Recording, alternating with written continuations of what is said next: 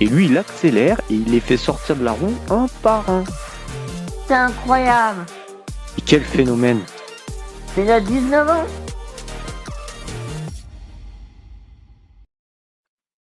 Bonjour à tous et bienvenue sur Pole Position, votre rendez-vous consacré au cyclisme et à Paul Sexas. Et on est là pour vous avec Nathan. Salut Nathan. Bonjour Thibaut, bonjour à tous les fans de vélo et surtout de Paul Sexas. Alors aujourd'hui on n'avait pas prévu de faire un podcast, on voulait le faire demain plutôt avec le débrief Tour des Flandres et preview des Pays Basques, ce que l'on fera, mais on rajoute un petit épisode parce que par rapport à notre preview de Tour des Flandres de la semaine dernière, eh bien, il y a eu un gros événement qui est arrivé, c'est la participation l'annonce de participation de Remco Evenepoel. Et donc, ben voilà, on avait envie d'en discuter et de partager ça avec vous. Alors avant ça déjà, petit intro, est-ce que tu as regardé Nathan aujourd'hui le Grand Prix Miguel Indurain? Pour info, victoire de Izaguirre de la Cofidis. Oui, tout à fait, la classique espagnole a vu pour la 3e fois Ion Izagirre, le basque de l'équipe Cofidis s'imposer. Donc, il a réglé Quinn Simons qui était en échappée avec lui et notamment Markel Bellocchi, le jeune pensionnaire de l'équipe F. Donc, Est-ce qu'il est de la famille, il est de la famille oui, à à Joseba ou pas? Josefa Bellocchi, exactement. C'est C'est son son fils fils. ou? C'est son fils, Ok. tout à fait. Donc, très belle performance pour l'Espagnol de 37 ans et surtout pour l'équipe Cofidis, qui, on le sait, est toujours très performante lors des courses au Pays Basque, que ce soit le Grand Prix Miguel Indurain ou le Tour du Pays Basque qui arrive. Donc, c'est presque leur championnat du monde pour eux, que ce soit pour Euh, Aramburu ou Izaguirre. oui, gros contingent espagnol chez Cofidis, hein, on sait, ils ont des intérêts économiques, C'est hein, lié à le leur sponsor a sponsor. voilà, des intérêts économiques en Espagne. Et effectivement, ben, c'est bien d'avoir des coureurs comme ça qui arrivent à performer sous leur maillot, hein. Bah, très bien, bah, je te propose qu'on passe aux Flandriennes. Alors déjà, il y avait à travers la Flandre mercredi. Alors justement, est-ce que ça t'a donné des infos sur les forces en présence pour demain? Donc pour rappel, sur à travers la Flandre, on a Van Aert qui s'échappe du peloton à une quarantaine de kilomètres de C'est ça. l'arrivée. Il rejoint un groupe qui avait un peu anticipé de 3 avec Grégoire Larsen et j'ai plus le troisième. Et puis petit à petit, il saute un par un et puis il se défait de Larsen à 8 kilomètres de l'arrivée et il se fait reprendre par Philippe Ogana à 100 mètres de la ligne. Toujours Philippe lui. Ogana gagne. Toujours lui? Pourquoi toujours lui? Bah parce que on se rappelle qu'à Gand-Wevelgem, lorsque Van der Poel et Van Aert étaient échappés en solitaire, ils se sont fait reprendre à 1,5 km de l'arrivée en compagnie d'Alex Segert par le même Italien, Filippo Ganna. Donc j'en suis à me poser la question, est-ce que Van Aert a fait quelque chose à l'Italien? Il y a un truc. Ouais, là, c'est vrai il doit lui en vouloir. C'est 2 fois qu'il Ça fait beaucoup. l'empêche de gagner. Donc voilà, Gana gagne Mais très belle devant Van victoire. Aert. Ouais, tout à fait. Donc voilà, donc on a demain le Tour des Flandres. Et là, mercredi 1er avril, qu'est-ce qui se passe? Remco Evenepoel nous annonce sa participation. Ben, on s'y attendait pas. Alors en plus, il l'a annoncé un 1er avril. Alors je pense qu'on était tous un peu sur ben, je- du circonspect. On a attendu le lendemain, voir si c'était Voilà, confirmé, quoi. exactement. Enfin ouais, on est d'accord, toi aussi. Voilà, bon, qu'est-ce que t'en penses? Est-ce que ça change quelque chose? Sur le scénario final, peut-être pas, mais ça va forcément changer des choses. Parce que Remco Evenepoel, c'est un très bon rouleur, ça on le sait tous, mais les côtes, ça lui fait pas peur. Les ascensions, normalement, ok, il est peut-être meilleur quand c'est des cols, des enchaînements de cols, mais bon, comparé à des Van Aert ou à des, je sais pas moi, Stuyven, etc., Matteo Trentin, c'est quand même beaucoup. Il peut tenir Pogacar. Donc ça va être ma question. Est-ce qu'il va pouvoir suivre? Ou peut-être même, c'est peut-être lui qui va initier les premières offensives dans le vieux Quarmont, par exemple. Ok, ouais, ouais. Alors, ouais, ouais, c'est possible, hein. Moi, je sais pas, toujours est-il que Remco Evenepoel, donc moi je suis allé faire un tour un peu sur les dernières flandrienne auquel il avait participé et bah, je suis remonté en 2019 où il a participé à deux flandriennes. Alors j'ai plus exactement, je crois que c'est il y avait notamment donc Corseux et l'autre je l'ai plus en tête, mais voilà, bref, des semi-classiques plutôt. Mais c'était une autre époque quoi, hein, par rapport à son niveau actuel et depuis bah, j'ai plus vu grand chose. Toi, je sais pas si t'as vu si t'as On, trouvé des on peut références noter sur Remco. également la flèche Brabanson de l'an dernier. Alors oui, où il règle Wout van Aert au sprint. Alors oui, la flèche Brabanson n'est pas vraiment ce qu'on pourrait appeler une Oui, classique flandrienne, mais c'est une classique de transition entre la période flandrienne et ardennaise. Elle contient aussi des pavés, donc on peut la prendre comme référence en se disant que Remco est à l'aise sur ce genre de parcours. Et qu'est-ce qu'il y a de plus normal qu'un Belge soit à l'aise sur des pavés, j'ai envie de dire. en plus là-bas c'est chez lui, hein. Bah voilà, c'est Il va ça. jouer à domicile demain. Et donc ouais, pour en revenir à cette question, toi, est-ce que tu penses que par rapport à ses qualités, c'est un profil qui lui correspond? Lui, on l'a entendu dire par exemple qu'il trouve que les montées sont pas assez longues, les durées d'effort sont trop courtes pour lui. Quel est ton avis? Je pense que c'est du bluff, honnêtement. Parce que si on regarde sur la théorie, c'est typiquement le genre de course où il a le potentiel de performer. Parce que, euh, surtout sur les scénarios avec Tadej Pogacar. Parce que le scénario avec Tadej Pogacar, c'est on va arriver à 80 km de l'arrivée. Pogacar, il va attaquer dans le Guarmont ou autre. Et là, il faut tenir. Et Remco, il peut tenir. Et s'il arrive à tenir, une fois qu'il est dans la route Tadej Pogacar, Pogacar, il n'arrivera pas à le sortir de la route. Et après, ça arrivera au sprint. Et Remco, il a sa chance au sprint. Donc pour moi, c'est tout à fait jouable. Après, l'interrogation, comme il le dit, c'est est-ce qu'il va pouvoir tenir sur les 2-3 minutes où vraiment Pogacar il a l'explosivité. Ça, c'est la question. Bah ouais, c'est ce que j'allais te dire, c'est que là, tu nous parles pas vraiment de son profil, hein, mais tu nous fais tu vois, un peu le scénario, et dans le scénario que tu nous as présenté, moi ça me botte bien, mais il y a un petit souci, c'est que voilà, Pogacar, il va pas monter en, enfin, en allure Au train, non. enfin il va pas monter en zone 5, je veux dire, il va mettre une grosse attaque violente et c'est là où bah, il peut se défaire du Belge. Bah, à ce moment-là, peut-être que le meilleur scénario, c'est d'anticiper pour Remco. Ok, bon, en tout cas, tu nous parles des scénarios. C'est bien, ok. Il y a pas mal de scénarios qui s'ouvrent. Là, moi, je t'avoue que bon, on en parlait la semaine dernière, hein, et moi, pour moi, c'était pas le monument le plus excitant. Mais là, avec cette annonce de Remco, et Ça ben, rebat les cartes. ça. Ah ouais, c'est un scénario que j'avais pas forcément envisagé. Et pourtant, aujourd'hui, on se dit, mais évidemment que c'est une course pour lui, tout comme pourrait être Paris-Roubaix, hein, parce qu'il a une telle puissance pour moi.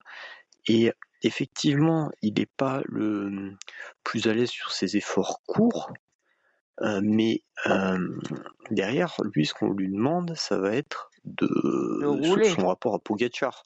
Non, mais puis moi ce que je veux dire, c'est que effectivement, dans l'absolu, il est pas les efforts courts comme ça intenses, c'est pas son fort. Mais là, ce qu'on va lui demander, c'est vis-à-vis de Pogacar. Bah, par contre, par rapport à Pogacar, lui, là où il est en difficulté, c'est sur les efforts longs pour le coup. Donc là, on a un monde excitant qu'on connaît pas, qu'on va découvrir. Enfin, voilà.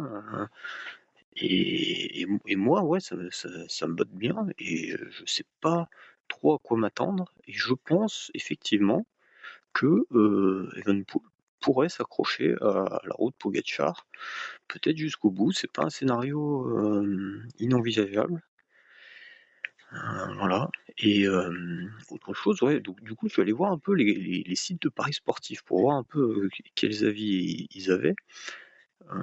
Et on trouve Pogacar aux alentours de 1,5 hein, sur la plupart, voire un peu moins. Normal, Et logique. voilà. Et on a un Remco qui est aussi autour des 8. Sa cote est à 8. Je trouve ça énorme. Et on a Van Der Poel au milieu qui est à 4.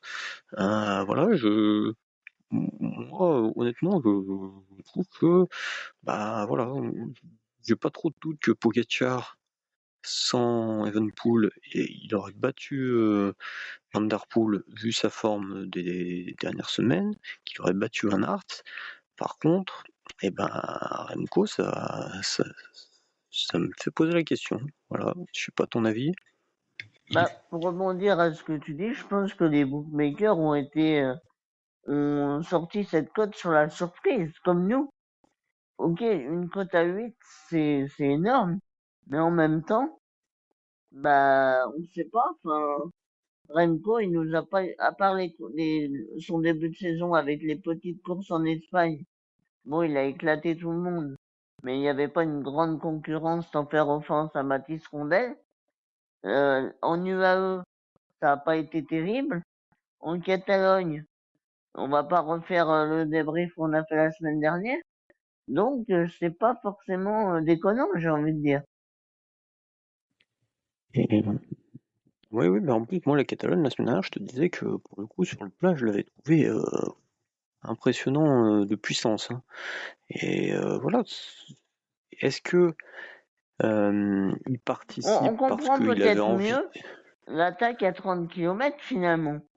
À ce moment-là, il était peut-être déjà au courant qu'il allait faire participer au Tour des Flandres. Et c'était un test, peut-être. C'est possible. Hein. Et voilà, moi, c'est la question que j'allais te poser, c'est-à-dire, donc on a appris par la suite qu'il s'est préparé en décembre. Il avait fait des reconnaissances où ils ont pris donc, notamment donc les vidéos qui sont sorties. Bref, comme tu disais, il connaît, il habite pas loin, donc c'est des endroits qu'il connaît, qu'il doit pratiquer régulièrement. Est-ce que ça a été négocié à son arrivée? Bon, à mon avis, chez Soudal, s'il avait voulu les faire, il n'y avait pas de raison qu'il les fasse pas, hein, parce que c'est un peu les J'ai vu, spécialistes. j'ai lu une interview de Remco Evenepoel qui disait que ça fait 3 ans qu'il voulait le faire chez Soudal, son ancienne équipe, mais qu'on lui a refusé. Ça m'a paru bizarre, surtout pour Soudal Quick-Step qui est spécialisé dans les classiques. Alors, bah, peut-être que c'est une revanche sur son ancienne équipe qu'il a voulu imposer ce choix à la Red Bull. Ah bah super information, ça j'avais pas, enfin, j'ai pas vu cette info et c'est vrai que bah, c'est possible qu'il ait négocié à l'arrivée chez Red Bull de participer à ce classique et en même temps, maintenant qu'il y est, comme je te dis, on se dit mais c'est vrai qu'elle lui correspondrait bien. Euh, Moi, je pense il peut nous surprendre. En tout cas, j'ai envie de voir ça. Et je suis excité demain. J'ai hâte que la course commence et qu'on soit dans les différents monts. Donc voilà. Tout à fait. Je sais pas. La Toi, Belgique va tu être, partages à l'honneur. Ouais. Tu partages mon enthousiasme. bah oui, tout à fait. Pour moi, Remco Evenepoel, surtout avec ce qu'on a vu en ce début de saison, comme je le disais, avec un coéquipier allemand, on va peut-être en parler un petit peu plus tard, qui prend de plus en plus de place, il doit se tourner de plus en plus vers les classiques. Et c'est un des rares coureurs qui peut gagner toutes les Flandriennes et toutes les Ardennaises, si on enlève Pogacar. Donc, pour moi, il doit commencer à ouvrir pleinement son tableau de chasse, parce que sa carrière, il a 25 ans, 26, elle n'est pas éternelle. Donc, il faut commencer à s'aligner sur les courses si on veut les gagner, parce que le Tour de France, je pense que c'est une chimère auquel il va courir peut-être 2 ou 3 ans, mais sans peut-être donner, peut-être même plus un podium. Donc pour moi, c'est très intéressant d'opérer un changement de cap. Ok, ben, merci pour l'analyse. Qu'est-ce que je voulais dire? Oui, c'est ça que je voulais te dire aussi. C'est donc il l'a pas annoncé du tout. Il a participé à aucune Flandrienne jusqu'à là. Il te l'annonce le 1er avril, donc le jour en Belgique aussi, hein, ils ont la tradition du poisson d'avril. On apprend qu'il le prépare depuis longtemps. Est-ce que quelque part, est-ce qu'il nous prépare pas quelque chose? Est-ce que c'est pas un coup de Trafalgar là qu'il est en train de nous préparer Remco et que en fait il y arrive avec plus de D'ambition? préparation et d'ambition qu'on pourrait l'imaginer. Bah, si c'est ça, c'est un coup magistral, j'ai envie de dire. Parce qu'il sait pas pertinemment que toute la Belgique, même tout le monde du vélo, veut le voir sur les monuments. Il le sait, ça. Il le sait qu'il est critiqué sur le fait qu'ils veulent faire le Tour de France, qu'ils s'entêtent, etc. Donc, peut-être qu'il s'est dit, je vais jouer avec ça. Peut-être que son équipe a dit, l'a soutenu, et ça, c'est très bien. Ça montre qu'il est arrivé dans une équipe qui souhaite aller dans son sens. Donc ça, pour moi, c'est très bien. Et je pense que avoir choisi le 1er avril comme date d'annonce, bah, ça laisse tout le monde dans le doute et c'est un coup marketing extraordinaire. Eh bah ouais, ouais, non mais moi je partage ça. Je pense que effectivement, c'est pas une réorientation suite à ses prestations, mais c'est vraiment une volonté. Et peut-être que il a même travaillé des distances un peu particulières, hein. On l'a vu faire un bon sprint, hein, première étape de Catalogne. Euh, Mm. et puis voilà, et à l'inverse, sur les grands cols, et ben, être un peu plus en difficulté. Voilà, hein. Est-ce qu'il a pas travaillé ça? Ben, on le saura, je pense qu'on aura très vite demain plus plus d'infos, mais enfin une meilleure visibilité par rapport à ses performances. Mais en tout cas, ouais, ça, ça, ça serait Ça met du beurre dans les l'année là, hein. épinards. En tout cas, ouais, moi je paye pour voir, hein. J'ai envie de voir ça. Qu'est-ce que tu penses de son équipe? Est-ce qu'elle est à la hauteur du AE? Donc UAE, hein, demain pour rappel, hein, ils ont avec Pogacar, Rui Oliveira, Berg, Cosnefroy, Politt, Morgado et Vermersch. Et lui, tu veux son équipe à lui? Alors je crois de Euh, souvenir, on a les frères Van Dyke, on a Lorenz ouais, Pitti, ouais, on a Gianni Vermeersch, je oui, pense. Donc oui. Et les deux autres, c'est Tratnik et Riesners. des coureurs habitués au classique, hein. Les frères Van Dyke, on va pas refaire leur palmarès, mais ils sont à un niveau très bon en ce début de saison. Gianni Vermeersch, un spécialiste du gravel et des pavés. Lorenz Pitti, ancien pensionnaire de FDJ, sprinter et flandrien. Donc pour moi, il n'y a pas de souci, hein. Son équipe est Ah, parfaitement adaptée. Mais au est-ce qu'elle est monument. assez expérimentée pour le placer justement au pied dans les premières positions et puis en cas de pépin, ben évidemment hein, avant les 60 derniers kilomètres, parce qu'après on peut penser qu'ils seront entre eux. Hein. Euh, est-ce qu'elle pourra en tout cas, tu penses, le placer en tête au pied des monts? Bah, ils auront peut-être pas autant d'habitude que les coéquipiers du AE, forcément. Puisque là, c'est leur première course ensemble, tous réunis. Donc forcément, il n'y aura pas autant d'automatisme. Mais, en tout cas, sur les individualités de chacun, il n'y a pas de problème. Donc pour moi, je vois l'équipe performer avec Remco Evenepoel. Ok. Et une autre question aussi, c'est Van Aert, donc ce qu'il nous a montré à travers les Flandres et depuis un petit moment, c'est qu'il revenait très en forme. C'est même, j'ai envie de dire, le meilleur des autres, hein, si t'enlèves, comme toujours, hein, Van Der Poel, Pogačar et Evenepoel, hein, notamment sur les classiques, quoi. Lui, il nous montre que c'est le meilleur des autres. Euh, est-ce que il est capable de faire quelque chose demain? Capable, oui. Après, comme je l'ai dit la semaine dernière, est-ce qu'il sera capable de frotter pour se placer au bon moment, etc., quand ça va chauffer 5 kilomètres avant les ascensions, les monts pavés, le vieux Quarmont, tout le monde va vouloir être placé dans les 10 premiers du peloton. Est-ce qu'il sera là? Je sais pas. Et j'ai envie de voir, parce que Wout van Aert, il revient très fort. Il surpasse actuellement pour moi Van Der Poel. Mais par contre, dans les ascensions, Van Der Poel a toujours été au-dessus. Et là, en plus, on rajoute Remco Evenepoel.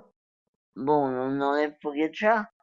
Forcément, est-ce que la meilleure tactique pour lui, c'est de rester dans le peloton et d'attendre et de voir ce qui se passe à l'avant de la course pour potentiellement attendre un sprint ou un regroupement par la suite, ou c'est d'essayer de suivre. Mais là, c'est risqué de se faire péter le caisson, quoi.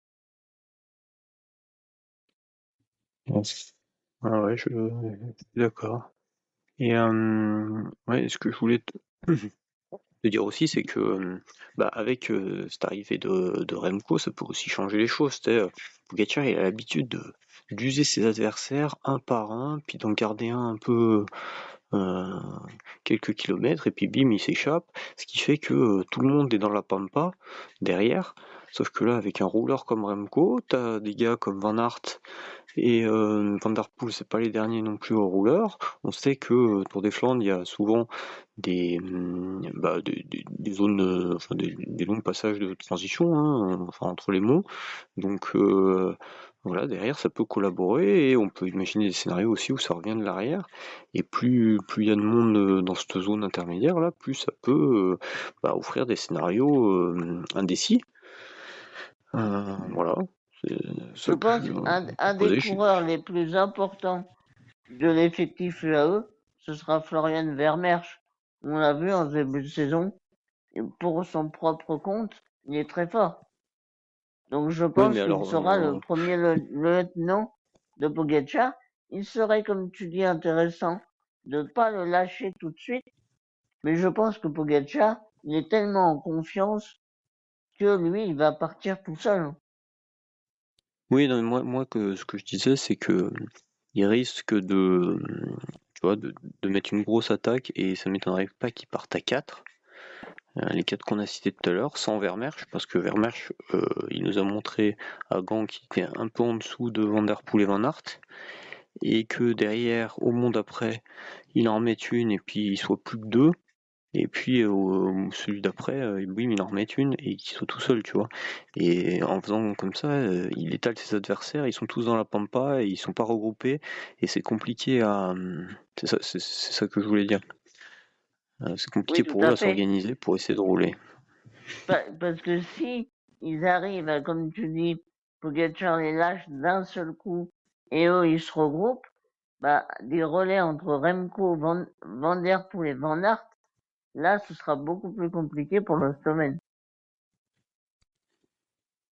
D'ailleurs, alors sur la fin, il y a des passages avec vent de face, hein. J'ai regardé un peu la météo parce qu'on nous a annoncé voilà, météo pluvieuse avec des conditions dantesques. Bon, moi j'ai pas vu ça, hein. Pour moi, il y a très peu de chances d'avoir de la pluie. Le vent, c'est 9 km/h. Donc le vent de l'est vers l'ouest. Donc effectivement, il y aura un peu sur la fin des passages vent de face, mais 10 km/h, ça reste pas énorme. Voilà, s'il y avait de la pluie, ça aurait pu favoriser un Van Der Poel ou un Van Aert, hein, qui viennent du cyclocross. Et au contraire, handicaper Remco. Par contre, bon, ça m'étonnerait qu'il y ait de la pluie, hein. Le pavé Je risque pense d'être que le sec. pavé restera sec, effectivement. Donc, Remco a sa chance, a ses chances, hein. C'est Tout ma à fait. lecture, hein. Pour le podium, je pense qu'il sera sur la boîte. Je pense. Eh ben, merci. Réponse demain. T'as autre chose que tu voulais nous partager ou... Bah, je voulais revenir, on n'a pas vraiment redit, mais le fait que Remco s'aligne sur la course, par rapport à ce qu'on a vu sur la dernière course en Catalogne, on voit qu'il s'est mis au service de Florian Lipovic, bah, disons que s'il arrive à performer demain au Tour des Flandres, eh ben, ça nous enlèvera un petit poids en nous disant, il faut absolument qu'il soit leader sur le Tour de France et qu'il soit fort. Parce que là, on se dira, bah, c'est bon, l'année prochaine, il va se mettre à fond pour les classiques, donc ça va. Que là, si il n'y avait pas été, bah, on aurait été en mode, attention, Lipovic, il va le bouffer sur le Tour de France. Et du coup, là, moi, personnellement, ça me rassure un petit peu sur le fait qu'il soit venu chez Red Bull pour autre chose que le Tour de France. Je sais pas ce que t'en penses. Eh ben moi, j'ai envie de te dire, ma réponse demain, hein. Effectivement, s'il nous fait un bon Tour des Flandres, ça pourra donner une nouvelle impulsion à sa carrière. Et dans le cas contraire, voilà, va falloir qu'il arrive à se relever et ça risque d'être compliqué quand on sait la mentalité du garçon. C'est ça, Ok, exactement. bon, merci en tout cas Nathan. Bah, Et merci puis Thibaut. n'hésitez pas à nous liker, mettez un commentaire pour nous dire ce que vous en pensez. Et puis on débriefera tout ça demain soir et en faisant la prévue aussi du Tour du Pays Basque où, Avec le retour pour rappel, de Paul Sexas, évidemment. tout à fait, où tous nos yeux seront braqués sur Paul qui, après presque un mois sans course, s'alignera pour, j'espère, La victoire. la victoire en World Tour, tout à fait. Et merci à tous et à demain. Et allez Paul, on est dans On ta est dans roue. ta roue.